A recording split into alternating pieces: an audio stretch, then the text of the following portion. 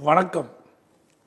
நமது தாய் திருநாட்டின் இறையாண்மையை காத்திடும் உயரிய சேவையில் தங்களை ஈடுபடுத்திக் கொண்ட முப்படை வீரர்களின் மாபெரும் தியாக உணர்வுக்கு நன்றிக்கடன் செலுத்தும் வகையில் ஒவ்வொரு ஆண்டும் டிசம்பர் 7ஆம் நாளை படைவீரர் கொடி நாளாக அனுசரிக்கின்றோம்.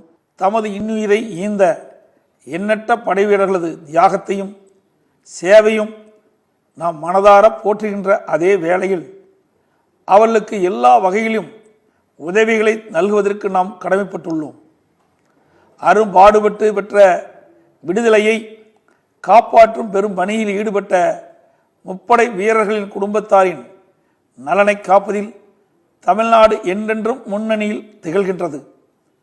இந்த இனிய நாளில் முப்படை வீரர்கள் மற்றும் முன்னாள் படை வீரர்கள் அனைவருக்கும் என்னுடைய வாழ்த்துக்களை தெரிவித்துக் கொள்வதோடு நமது முப்படை வீரர்களின் தன்னலமற்ற சேவையை போற்றும் வகையிலும் நம் தேச பக்தியை வெளிப்படுத்தும் வகையிலும் கொடிநாள் நிதிக்கு தாராளமாக நிதியினை வழங்கிட வேண்டுமென அனைவரையும் நான் அன்போடு கேட்டுக்கொள்கின்றேன்.